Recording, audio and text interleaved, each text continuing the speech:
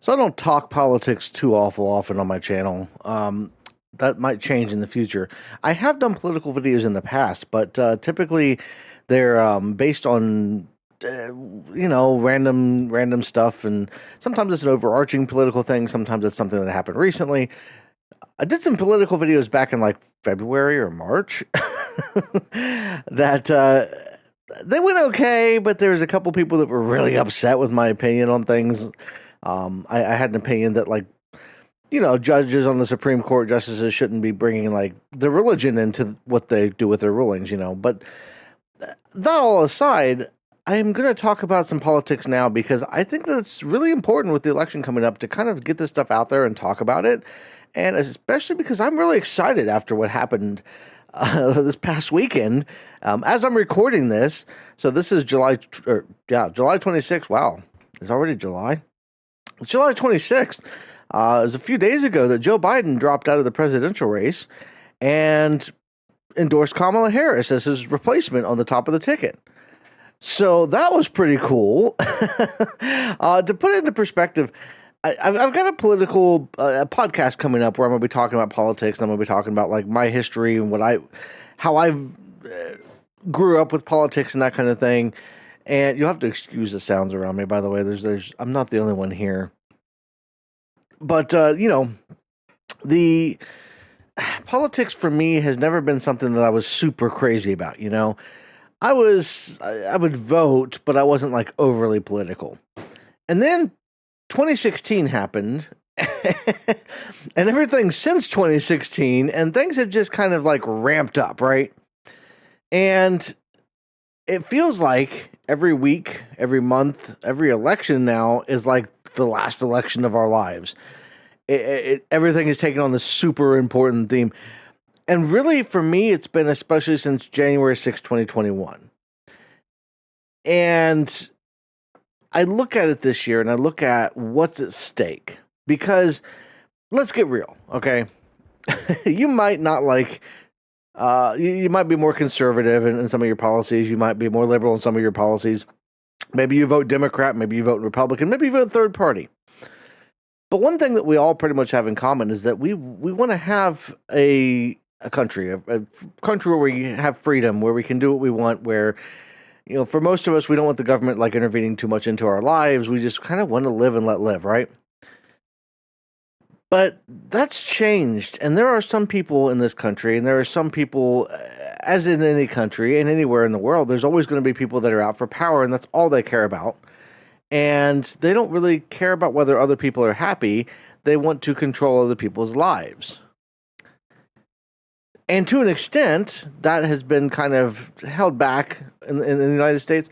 We've had times where the government's overreached. But for the most part, like, we've been pretty solid about freedoms and personal freedoms and that kind of thing. And then Roe versus Wade was overturned. And the Republican Party came out with the Project 2025, and now everything's on the line, coming up in this November, right?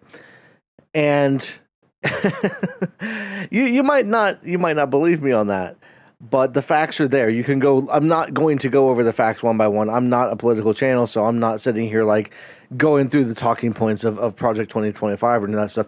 You can go research, and I encourage you, don't take anybody's word for anything. Go research it for yourself. Project 2025 is basically the Republicans saying they're going to take away rights. They're going to take away. I am a veteran that uses VA benefits, and they're talking about taking away my VA benefits. They are talking about getting rid of Social Security, Medicare. They want to pass. They want to ban abortion nationwide. They want to do all of these things that you would see in I hate to say it, but not Nazi Germany or Italy under Mussolini. The kind of things that happened in Europe in the 1930s is what they are trying to do here in the 2020s. And we that can't happen. On the one hand, and I'll say this because a couple weeks ago, in case you haven't been paying attention, Trump got shot. It grazed his ear. It wasn't that big of a deal. overall, as far as like he's going to be fine. He's not fine mentally, but he's going to be fine. But political violence doesn't have a place in this country. We should not be calling for political violence. We should not have political violence. Now, it's inevitable in any democracy and in any free kind of country, and even unfree countries. Just because of human nature, there's going to be those people that kind of do things either for political reasons or um, mental health reasons, or that kind of thing. So I don't condone that, and I don't want to see it happen. And unfortunately, if Trump wins in November, it's going to happen. It's going to be bad. Um, I've heard it said that there's been plenty of people that have said, well, if Trump doesn't win, it's going to be chaos, and he's going to have these armies of all these people. No, he's not. No, he's not. Let's be real. The majority of the people that follow Trump, they get all hoot and holler at his rallies, but they aren't actually willing to die for him. They aren't actually willing to go out there, and even if they were, they would be their own type of militia. All this talk about people talking about the Civil War and stuff like that, that's not a thing. The Civil War in the United States was fought because the states decided to secede from the Union. There's no states doing that. There's been states that have toyed with the idea, but it's not actually going to happen because that would be stupid. I shouldn't say nobody's dumb enough, but I would like to think nobody's dumb enough as far as the leadership of these states to say, hey, we're going to become our own country. Texas teases it. California teases it. It's not a thing, okay? To be honest, the temperature in the country has been a lot higher than I think it should be, even with everything that's at stake this fall, and especially now because Kamala Harris, when Biden dropped out on Sunday and back to Kamala Harris, I got excited. And there's millions of other people out there that got excited as well. The Democrats on Act Blue raised over $200 million in the first couple of days. Numbers that are unheard of from small donors, people that said, hey, I've got $5, I've got $10 I'm going to donate to the election. I want to see this happen. And people coming out left and right endorsing her, and it's been such a big movement because people are excited again. People are enthusiastic again, and it's so encouraging to see. I was sitting there thinking, okay, Biden's not going to win. After the debate performance, the way that he's been over the past couple of months, I was like, there's no way. He doesn't have a chance because Trump had too much momentum. Trump didn't think so either. Trump didn't think that Biden was going to drop out, and he thought that he had it in the bag, which is why he picked J.D. Vance. And I'm going to say this now, Republicans, Donald Trump is scared to death of Kamala Harris. They're terrified. They have tried attacking her ever since it was announced, and she became the presumptive nominee pretty much. And they have tried in every way, shape, and form, but it's all been these like racist, misogynistic, below the belt attacks that like don't make any sense, And it's attacks that apparently are commonplace in the Republican Party, because I don't know if you know this or not, but Nikki Haley, who was running against Trump earlier this year in the primaries, she was probably his biggest biggest threat, and got 20 to 30% of the vote on average in most of the states.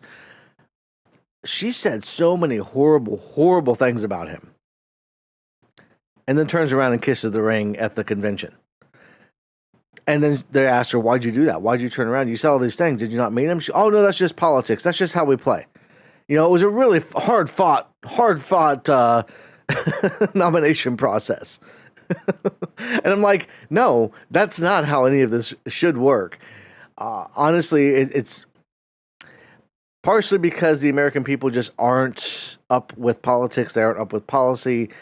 Most people don't understand the fact that, like, the economy, and most people should take an economics class, I swear to God, because I've heard so many people talk about, oh, the economy is so bad, the economy is just horrible, and this inflation is out of control.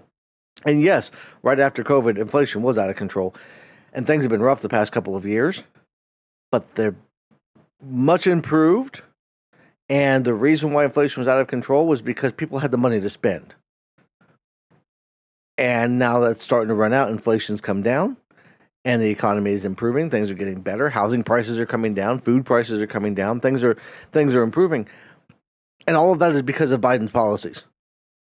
And the it's not all Biden. The Fed has played a big role, and the Fed is separate. But Biden's policies, as far as some of the things, the Build Back Better, and all the stuff that Biden has been doing, the legislation that's been passed in the past 3.5 years, that Biden has put forth, that the Democrats have passed, very little that the Republicans have done, because they can't seem to get their head on straight.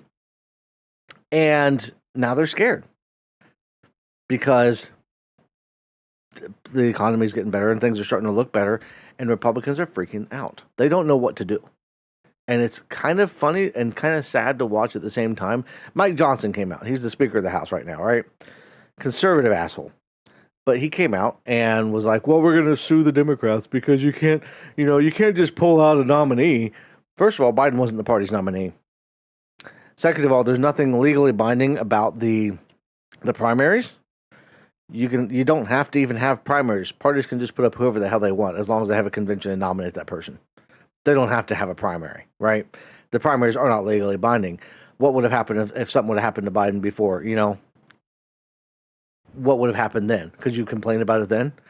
So, no, that's not the way that any of this works. Third of all, Kamala Harris was on the ballot with Joe Biden. She got the votes right alongside him. People that were voting for Biden were also voting for Kamala Harris, because that's how we do it. We vote for a full ticket, not just one person. So all of that is a moot point. All of the attacks, all of the things that they've come, it drives me nuts, because I see this stuff and I'm like, what the hell is wrong with people? Donald Trump is a 34 count felon, convicted felon. Okay. And I don't care what the Supreme Court says. None of the shit that he did he's not above the law. Okay. The Supreme Court, he's got them in his pocket. And we've seen that over the past few years. That Supreme Court needs big reform. Maybe I'll do another video on that down the road. But Trump is a criminal, convicted criminal, civil and criminal, like in civil liability, criminal. The man is not fit to run a McDonald's, let alone the country. He does not deserve another shot at the White House, and yet you have all these people out there that are voting for him. And I don't like to go after, if Trump is your guy, you need to learn the facts. Like, one of two things is true. If you are voting for Donald Trump, you either are living in a bubble where you don't hear anything outside of the bubble, and you think that, the rest of the world is a horrible, terrible place because of what Fox News tells you, or you actively want to see the country fall. One of those two things is true. And there are people out there that are trolls that just want to see the country fall, that are going to vote for whoever they think the most chaos candidate is. There's also a lot of people that legitimately support him because they live in a bubble. And they're in a cult. When you're in a cult, you don't realize you're in a cult until you come out of it. There have been people that have come out of the Trump cult and said, "Hey, yeah, I've realized late that I was in a cult. Sorry." It's how we got here as a nation. I don't really fully understand. I feel like it's partially the education system. I feel like it's partially like people they're less informed. People are so busy, and I think a lot of it is like there's just so much coming at us all the time with the internet and all that kind of stuff, that people, they don't have the time or the energy to read up or learn anything outside of what they do. That you get up, you go to work, you try to raise your kids, you try to put food on the table, pay the bills, and by at the end of the day, people are too tired to to dig into actual news. And even when they try to, hell, half the stuff online is flat out lies, and the other half is exaggerations. I don't care what news agency you follow, whether it's mainstream or even some of this other news, it's all got its own biases and slants. I don't take any headline. I don't take any news story. I watch MSNBC, for instance, and they'll have their opinions, and okay, that's fine. I don't always agree with them. Same with the anchors on like CNN and any other news outlets that I'm watching or reading. There's opinion and then there's fact. You know, for instance, a fact is that Joe Biden is the president of the United States. And an opinion is somebody said that they don't think that he won the election in 2020. It's an uninformed opinion, but it's still an opinion.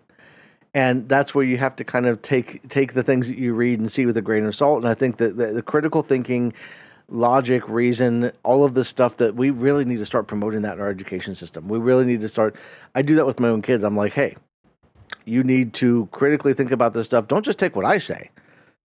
Go out there and learn about it yourself, read about it, hear about it, listen to the candidates speak. I watched the Republican National Convention last week, all 4 nights. And I watched the speakers off and on, but I watched Trump's 93-minute speech in full because I wanted to hear from the horse's mouth what he's doing. And first of all, if you didn't watch that, you need to go back and watch it. He's nuts. He's all over the place. He bounces around. It was supposed to be like a 60 or 70-minute speech at most. He was rambling on about everything. Half the time I couldn't keep up with what he was even saying. It just didn't make any sense. And that's why it's important to listen to the other side and listen to these people speak on their own. Yes, we need to learn about the records and we need to know what they've done in the past because they're not always going to be honest. But again, that's why you need to hear it from them. And don't just believe what you hear on the news. Don't just believe what you read. That's why you need to hear it from them. Are you trying to crawl behind me? Yeah. My son is trying to get upstairs. And rather than just walk behind and walk up the stairs, he's crawling behind me on the floor. The things that happen, and I don't edit these anymore.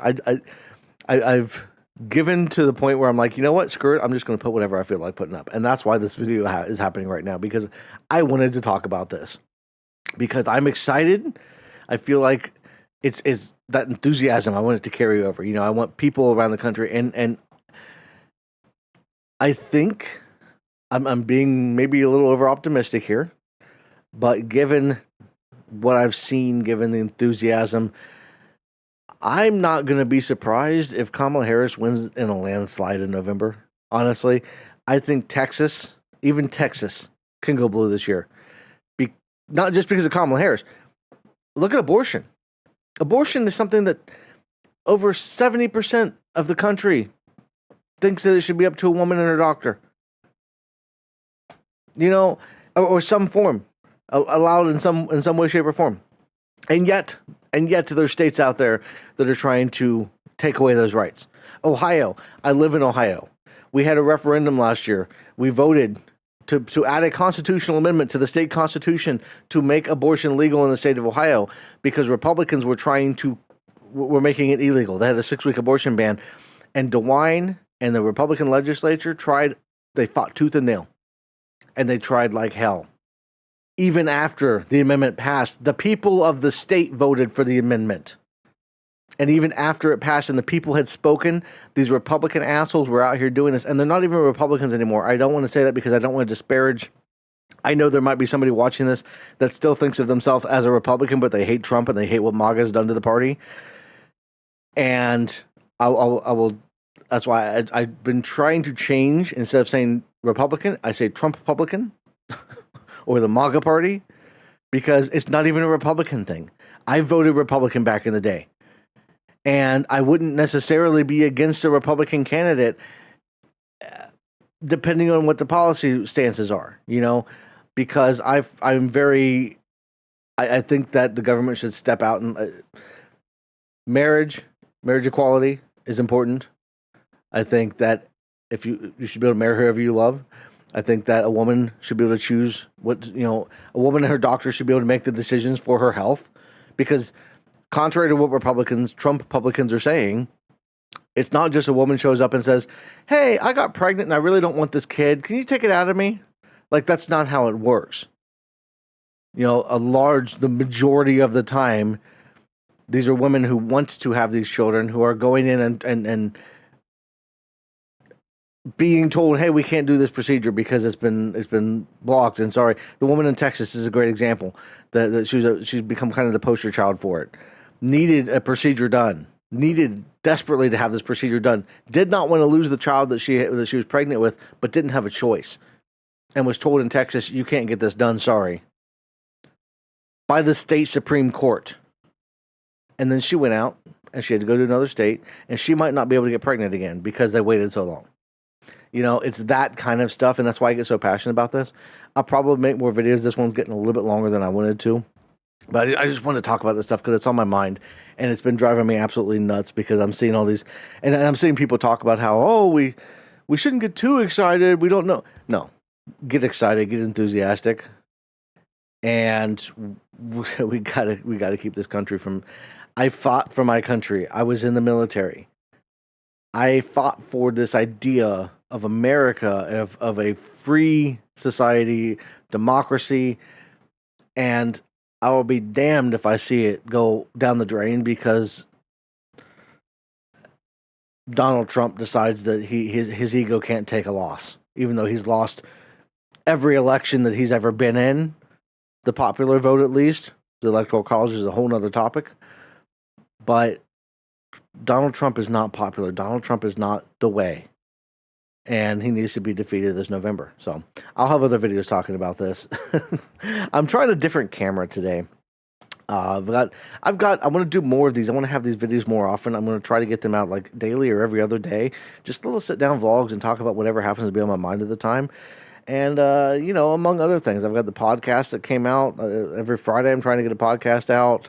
I've got some creative stuff I'm working on, some other things in the back burner that I'm working on. So, like, it's all stuff that at this point is just for fun. It's whenever I get it out and as I feel like getting things out. Honestly, if that's something that you like, if you like me, if you like what I had to say, if you've watched other videos of mine, hey, subscribe to the channel. You know, it's not going to hurt anything. You can watch all my other videos. Whether you subscribe or not, you can watch all my other videos. But, you know, it's something that I'd like to eventually, you know, we'll see where this goes. I'm not trying too hard anymore.